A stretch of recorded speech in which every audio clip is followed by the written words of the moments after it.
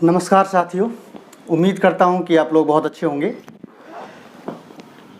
इस वीडियो में आज मैं लेकर आया हूं कुछ खबर आपके लिए, जो कल आप लोगों ने ये खबर शायद सुन भी ली हो कि अब जो रिज़ल्ट है हमारा टीजीटी का वो 15 अक्टूबर तक शायद मुश्किल है और इसका इंतज़ार आपका लंबा हो सकता है और समस्याएं हमारी ख़त्म नहीं होती हैं। टाइटल में जैसा आप थंबनेल में देख रहे हैं, अब समस्याएं ख़त्म नहीं होती हैं तो कुछ तैयारियां करने का मौका भी मिला है हमें। हमारे डॉक्यूमेंटेशन में जिन साथियों के डॉक्यूमेंट अधूरे हैं उनको वो सुधारने का पूरा मौका मिला है। तो इसी विषय पर आज हम इस वीडियो में बात करेंगे। तो सबसे पहले तो मैं सभी साथियों को एक निवेदन करूंगा कि वे कृपया अपने समय को उपयोग करें अपने डॉक्यूमेंट्स की तैयारी करने के लिए, और कई सारी चीज़ें हैं जिन्हें आप कर सकते हैं, मैं इसी वीडियो में चर्चा करूंगा। तो सबसे पहले तो आपकी ये खबर कि रिज़ल्ट अब 15 अक्टूबर तक मुश्किल, तो ये बात सच है। कल मैंने ये अपने एक वीडियो में, लाइव वीडियो में दिखाया था समाचार पत्र की कटिंग। और ये क्यों डिले हो रहा है? क्योंकि बोर्ड के जो मेंबर्स हैं वो कम हैं और पीजीटी में भी इसी तरह से देरी हो रही है। तो मुझे उम्मीद है कि पीजीटी के जो रिज़ल्ट हैं जो 20 तारीख को ख़त्म हो रहे हैं उनके साथ ही हमारा टीजीटी का रिज़ल्ट आने की उम्मीद है। और लगभग अब ये रिज़ल्ट मेरे अनुसार 25 तक आने की संभावनाएं हैं। 20 से 25 के आसपास आपका रिज़ल्ट कभी भी घोषित हो सकता है। बहुत सारी समस्याएं हैं इस दौरान। मेरे फ़ोन में मुझे देखने को मिलता है कि सर ये मैसेज भेजता है, अब सर मैं क्या करूं, मुझे बहुत टेंशन हो रही है, पीजीटी की मेरिट बहुत हाई गई है, टीजीटी की मेरिट बहुत हाई जाएगी। ये सब चीज़ें अब पूछने का कोई भी औचित्य नहीं है। हम जो चीज़ कर सकते थे वो हमने की। एग्ज़ाम तक हमारा कर्तव्य होता है, उसके बाद हम सिर्फ़ और सिर्फ धैर्य बनाए रखें।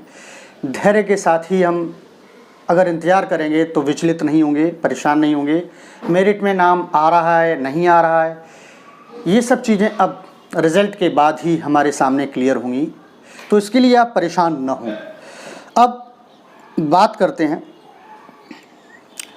कि मेरिट क्या कम जाएगी या हाई जाएगी। टीजीटी की मेरिट भी, अब टीजीटी की मेरिट क्यों कम जाएगी उसका एक रीज़न मैं दे रहा हूँ, क्योंकि ओवरलैपिंग के साथ कट ऑफ आएगी। ऐसा पीजीटी में नहीं हुआ था। पीजीटी में सिर्फ़ और सिर्फ रिज़ल्ट आया था और वहाँ पर आपका फाइनल सिलेक्शन होगा, तब ओवरलैपिंग कट ऑफ होगी, तो वहाँ पर डिफरेंस आएगा और टीजीटी में डिफरेंस आएगा। टीजीटी में डायरेक्ट ओवरलैपिंग होगी, मींस कैटेगरी का जो भी रिजर्वेशन है वो डायरेक्ट उसको मिलेगा और उसके बाद ही लिस्ट हमारे सामने आएगी। तो ये रीज़न टीजीटी की मेरिट जो है कट ऑफ जाने का है। और दूसरा एक रीज़न बहुत ही ज़्यादा जिसे कहते हैं सटीक, जिससे हम आकलन कर सकते हैं, तो वो एक रीज़न है 25% वेटिंग जाने का। 25% वेटिंग जब लिस्ट जारी होगी तो आप समझिएगा कि पूरी वैकेंसीज़ 15,000 की, 3,000 समथिंग पीजीटी के, 12,000 के समथिंग टीजीटी के, तो 12,000 के टीजीटी के पद हैं, उनकी 25% वेटिंग अगर आप मान के चलें तो 3,000 के आसपास वेटिंग जारी होगी। हमारे सब्जेक्ट में टोटल सीट्स हैं 1783, अप्रॉक्सीमेटली मान के चलता हूँ मैं 1800 का 25% अगर हम बात करते हैं तो 1800 का 25% 450 सीट लगभग होता है। तो 450 सीट एक्स्ट्रा लिस्ट में जुड़ जाएंगी। और इस तरह से अगर पीजीटी का मेरिट 20 के बाद आ जाता है 2-1 दिन के अंदर, और उसके बाद कहीं टीजीटी का रिजल्ट निकलता है, तो 200 सीटें कम से कम मैं कह रहा हूँ पीजीटी वाले छोड़ेंगे। क्योंकि पीजीटी के स्टूडेंट ऐसे हैं जो सारे के सारे टीजीटी में 95 प्लस हैं। जो पीजीटी में इंटरव्यू कॉल हुए हैं उनके अगर उन्होंने टीजीटी में डाला है तो 95 प्लस हैं, किसी के 101 हैं, किसी के 102 हैं, किसी के 98 हैं, तो वो सीट्स भी हमें इसमें काउंट करने को मिलेंगी। तो मीन्स मेरिट डाउन जाएगी, उधर सीट बढ़ेगी 25% वेटिंग की, तो मेरिट डाउन जाएगी, ये तय है, ये आप याद रखिएगा। अब मैं कई सारे सवालों का भी जवाब देना चाहूँगा। मेरे नाम, पिता माता के नाम में त्रुटि है, स्पेलिंग की, गैप की, है ना, तो वो अब आप टेंशन न लें।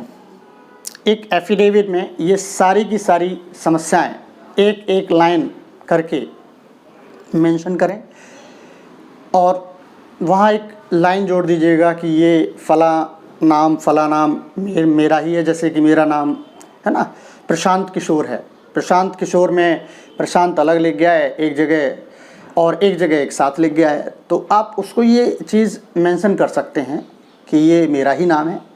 बाय क्लरिकल मिस्टेक ये कभी यहाँ पर इस तरह से लिख गया है, कहीं यहाँ पर इस तरह से लिख गया है, तो ये चीज़ आपकी सही हो जाएगी। स्पेलिंग की गलती, जैसे किसी ने मेरा ही नाम सुरजीत है, SURJEET, SURJIT भी कई सारे लिख देते हैं, तो ये चीज़ें मिस्टेक्स हो जाती हैं, क्लरिकल फॉल्ट हो सकता है, आप इसमें परेशान ना हो, है ना।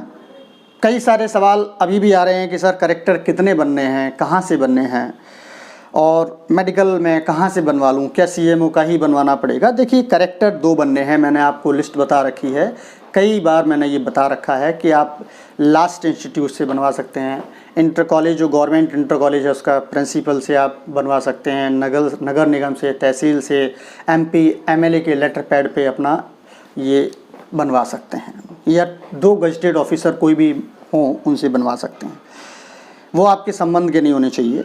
मेडिकल सर्टिफिकेट कहाँ से बनवाएं, CMO से बनवा सकते हैं, नहीं है तो आप कोई गवर्नमेंट ऑथोराइज्ड MBBS डॉक्टर है उससे बनवा सकते हैं, है ना। तो शादी के बाद लड़कियों की समस्या बहुत सारी मैं देख रहा हूँ, डोमिसाइल की, टाइटल नेम की।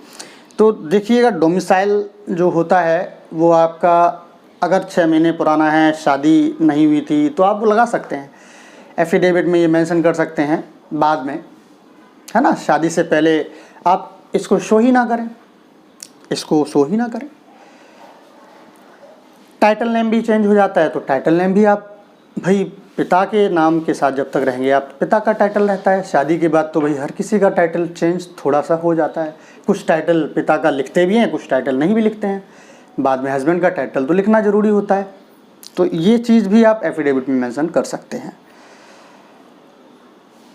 कई सारे यूनिवर्सिटी, जो कानपुर यूनिवर्सिटी के छात्र हैं वो मुझे इस तरह से कॉल करते हैं, सर हमारी प्रोविजनल डिग्री नहीं मिल रही है और अब क्या करें। देखिए आप सभी साथी समूह बनाकर VC के ऑफिस में जाएं और वहाँ पर VC महोदय से कुछ रिक्वेस्ट करें, ताकि वो लिखित में आप सभी को एक लेटर जारी करें कि हमारे यूनिवर्सिटी से अभी ऑनलाइन कार्य अभी चालू नहीं है, अगर चालू होते ही हम इन छात्रों की डिग्री इशू करेंगे। और आप उसको मेंशन कर दीजिए अपने एफिडेविट में कि जैसे ही डिग्री हमें मिलती है हम प्रस्तुत करेंगे। तो ये चीज़ थी, जो बहुत सारी समस्याएं हैं, बहुत सारे साथी मेरे कह रहे हैं कि समस्याएं ख़त्म ही नहीं हो रही हैं। कब तक ख़त्म नहीं होंगी? मैं कह रहा हूँ कि 15 अक्टूबर तक, मैं बार बार कह रहा था, तो कोई दिक्कत नहीं है। मैं आज एक शब्द कह दे रहा हूँ कि अक्टूबर के महीने तक इंतज़ार कर लीजिए, 31 अक्टूबर तक, इसके बाद तो कुछ नहीं है ना, आपको सब कुछ क्लियर हो जाएगा। अगर ये चीज़ आपने अपने मन में सेट कर ली तो इंतज़ार करना कोई परेशानी नहीं होगी। देखिए इंतज़ार ही है, जॉब ही तो मिलनी है, हमें जॉब भी तो मिलनी है। अगर हम इंतज़ार का फल मीठा भी तो मिल जाएगा, कितना बड़ा फल होगा, तो हम इतना इंतज़ार तो कर ही सकते हैं, बनता है, इतना इंतज़ार तो हमारे लिए बनता है। कई सारे साथी मेरे हैं जो साल, 2 साल, 3 साल इंतज़ार कर चुके हैं, आपके लिए तो ये बहुत कम है। मई में फॉर्म फिलअप होते हैं, जुलाई में सूचना आ जाती है एग्ज़ाम की, अगस्त में आपको एग्ज़ाम देने को मिल जाता है और सितंबर में रिज़ल्ट भी मिलने लगते हैं। अक्टूबर में हम बेचैन हो जाते हैं इतने कि अब इंतज़ार नहीं होता, क्या करें सर, क्या करें सर। देखिए इंतज़ार तो करना पड़ेगा हमें, कुछ ही दिन की तो बात है। आज 12 तारीख हो गई, 18 दिन है इस महीने में। आज 18 दिन मैं मान के चलता हूँ, अगर थोड़ा सा भी कहीं आप एंजॉय कर सकते हैं, डॉक्यूमेंट पूरे कर सकते हैं, अपने घर पर हैं तो अपने परिवार के साथ इसे यूज़ करें।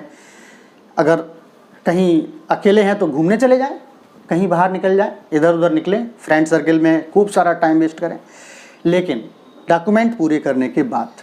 तो इस तरह से अपने समय को प्लीज़ आप यूज़ करें, यूटिलाइज़ करें और बिना चिंता के इस समय को गुजारें, इंतज़ार करें। थोड़ा लंबा हो रहा है इंतज़ार, हम सब समझ सकते हैं, इंतज़ार बहुत मुश्किल होता है, ये भी समझ सकते हैं, लेकिन करना पड़ेगा।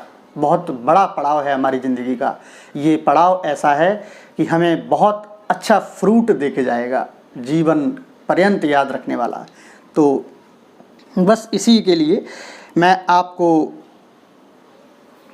धन्यवाद देता हूँ वीडियो को देखने के लिए। आपने वीडियो अच्छा लगा तो लाइक शेयर ज़रूर करें, चैनल को सब्सक्राइब भी कर सकते हैं अगर आपकी इच्छा हो तो।